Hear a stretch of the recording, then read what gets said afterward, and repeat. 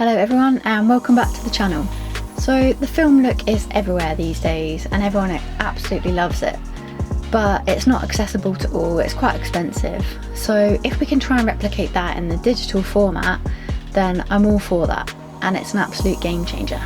So this is where a plugin like Dehancer comes in super handy. Now, what is the Dehancer plugin?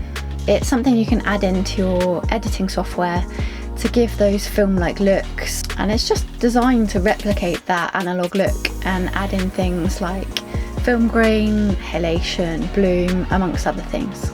So in this video we'll be testing out Dehancer and seeing what that looks like, and seeing what it can do for both photo and video. So the programs I use are Lightroom for my photo editing, and I use DaVinci Resolve for my video editing. Now I want to stress to you that I am a photographer, so everything I do is with photo in mind, and I just happen to make some videos on the side, mainly for YouTube.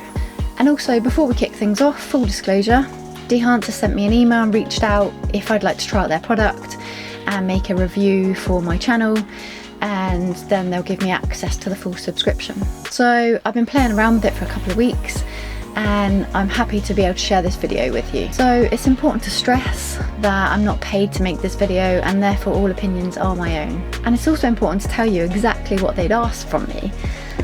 So that email actually said, we're looking for YouTubers that can produce a video, review or tutorial of Dehancer, and the important thing though is that we're looking for an honest review, as it can help us improve. So we do not impose any requirements on what you say about Dehancer. So there you go, this is all going to be my own thoughts and my own process and my own workflow too.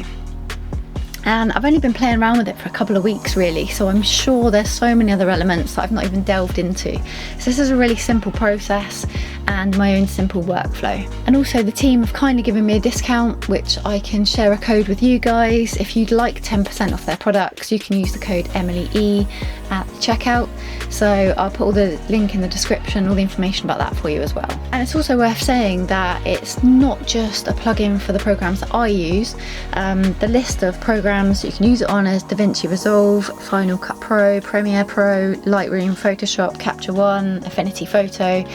So there's lots of places you can access and put this plugin into. For me, like I say, I just use Lightroom for photo and DaVinci Resolve for video. So let's get stuck in. And first I'll start with the photo editing.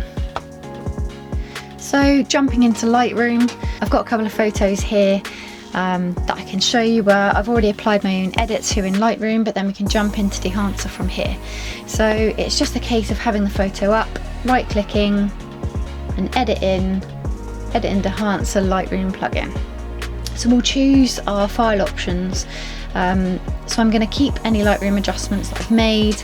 I'm importing as a TIFF file, color space is sRGB, the depth 16 bits, resolution 240, and I'm applying no compression to the file at all. So then I click edit and we bring this up into DaVinci. Dehancer photo. Okay, so it's all about that film look, that nostalgic feel. As soon as we jump in, the first important thing is to pick your film type. So if we open up the panel on the left, you've got all of these different film types. Now you can go through and select favorites, or you can check different categories. But the profile list is pretty endless. It's kind of overwhelming. There is a lot to choose from. But essentially, once you've got familiar with them, you can save down your favorites and save them into a certain category on the left, so that makes things a bit easier. But for the sake of this one, I really enjoy the look from the Fujichrome Velvia 50. So what happens is you've got all these options down on the right side of the screen. So if we just click this, we can get rid of all those options on the left now. We don't need to look at them anymore. And essentially you can unclick all of the categories over here, because it makes much more sense to start from scratch and just see what the impact is of each of these things on the photo. So you kind of go in and most things are already ticked, so you have to untick them. So the film simulation in itself just looks great. The things that I would look to do is have a look in the film developer. So if we want to add any contrast to the file, color separation, color boost, so if you want to add any more further saturation to the file, and again it's just sliders just like Lightroom, so it's super easy to use. Next I'd go in to have a look at the film grain, so we can apply this, and you can make your selection of what kind of grain you want to add to your photo.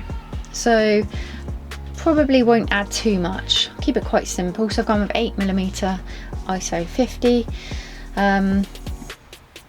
but you can scan through these and have a look and see the impact of what they're all having to your file, or you can custom and literally add different amounts of grain to different areas of the photo. So completely up to you, whatever you want to do with that. You've got halation. Now, halation is the effect around the bright light sources and highlights in traditional film.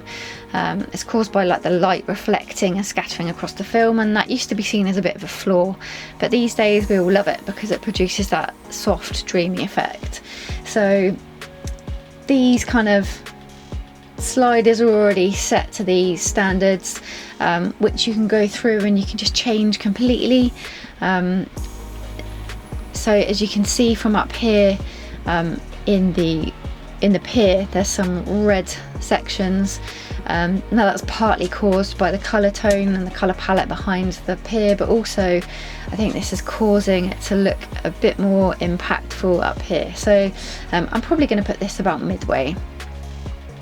Now you can change all of these, play around with them to your heart's content. We've also got bloom.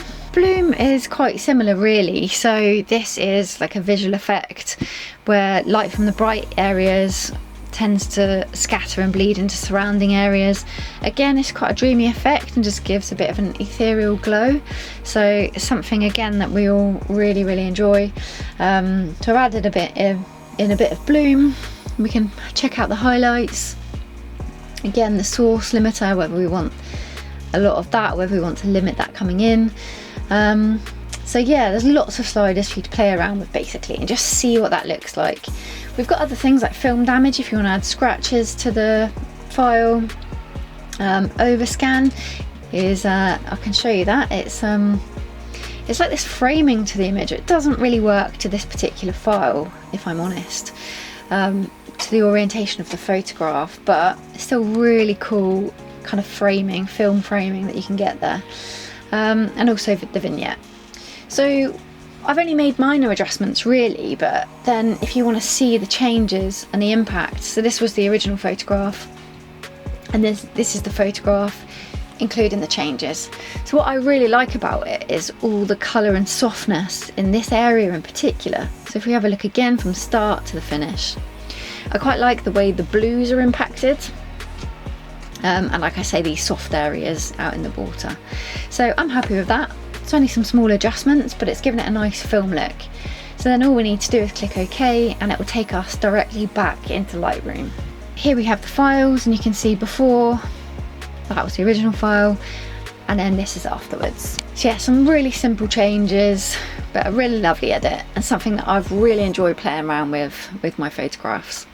Now that was for stills. I shall show you some short video clips in DaVinci Resolve. So I have some ocean ripples, which is just a really short film clip that I just put on Instagram recently. I just shot this out in the water and it's just some ripples of the ocean moving around me. So just a really nice short clip. I've already been in here and played around with this and really enjoyed the Kodak Portrait 800. So the first thing you do when you've gone into DaVinci Resolve and you're in the colour grading tab, you've got your library here, and then down at the bottom I've got Dehancer Pro, and then I would literally drag that onto the node that I'm working on.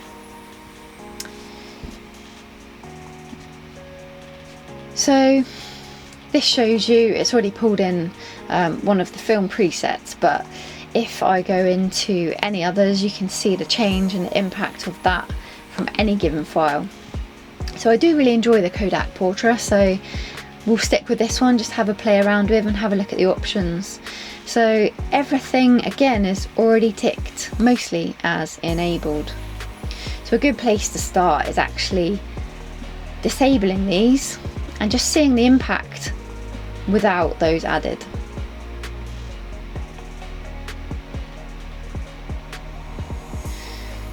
So there we go, nothing's enabled and it's a really basic edit at the moment. But just still a really nice one, the file still looks really nice. So if we just play that, we can see the impact of all the colours that are in the ripples there, and it's a really beautiful scene. So again, it's just broken down into sections on the right of the screen with all these sliders. It can look a little bit overwhelming if you're not familiar with it, but you could take some time to learn it and navigate through. Once you get familiar with it, it does become a bit more easier to use. It's similar to the Dehancer plugin for Lightroom, really. We've still got a lot of things that we recognise. So we've got this film grain, so you can see the impact that that's having on the video clip. So we can play around with this and we can change everything from an ISO 500 or we can go down to a 50. So we'll keep it fairly minimal. We've also got halation, so we can enable this and see how that's affecting that colour. So that'll mainly be the highlights in the reds there. And also same again with any bloom. Once again we can apply this and see what this looks like. Plenty of options to play with, again just in these drop downs and then a slider. Film damage, so if you want to add anything to the actual clip, we'll keep that fairly basic because I don't really want to put much dust into the image. We'll keep that as it is, I think. But as you can see, you've just got all of these scratches enabled, whether you want the hairs enabled on your image, on your video, sorry. Yes, you can play around with so much if you want to add any kind of film damage just to give it that really authentic look.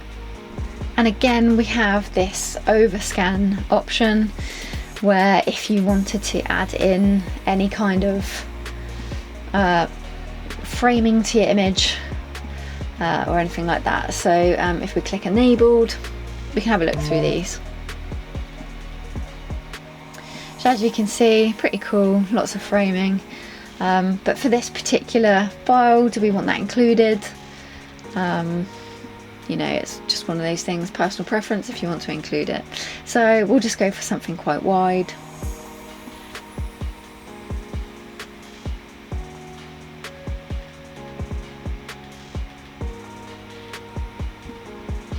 And playing that clip,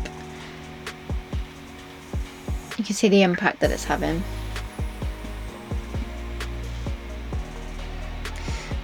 Yeah, I'll take that off. So we don't want that enabled on this file in this particular occasion, but you can see the impact that this grading's had on this video. So yeah, lots of options. Again, it's just all about that film look. So whether you want to include grain, halation, bloom, any kind of film damage, so lots to play around with there. So there's lots you can do with these particular plugins and I'm having lots of fun experimenting with it, and in conclusion, I love that film look and I'm sure many of you do as well, and I'm super happy with the results from it and it's so much fun playing around with. The film emulation look is a bit of a trend, so who knows whether it's going to be around for a long time or not, but it's all personal preference about what you like and how you enjoy to edit your photographs and your video. As an honest review, I personally am really enjoying playing around with the plugins and getting to include that in my workflow. One thing that I consider is a bit of a pain is only being able to import one image at a time in Lightroom into Dehancer, because I feel like if you want to apply kind of a batch edit to multiple images, you have to pull them in one by one and repeat the process. So yeah, it'd be super handy if you could batch edit and pull a few in at once, but yeah, maybe that's the only thing I can really feed back as a negative. But in summary, on both photo and video, I do feel like it's a great plugin and I'm having lots of fun using it, so I imagine I'll keep on using it. So don't forget, if you want to try Dehancer for yourself, then you can get 10% off using my code EmilyE at checkout. So make sure you pop that in and get a discount for yourself. Yeah, super simple because my workflow is quite simple. So I tend to just get in there, do the edits I want, and then just get out pretty quickly. I don't spend too long on these things. Like I say, I'm a photographer first and foremost, who also makes a bit of video on the side, so I'm sure it depends on what you want to achieve from these processes as to what you'll get out of it. So yeah, I hope you've enjoyed that, and yeah, really appreciate you for watching this video, and also thank you to Dehancer for giving me a subscription and being able to make this video for you. So yeah, thanks a lot team, see you on the next one. So this video was also edited in Dehancer. And now I'll leave you with this serene clip of the ocean. So thanks so much for watching.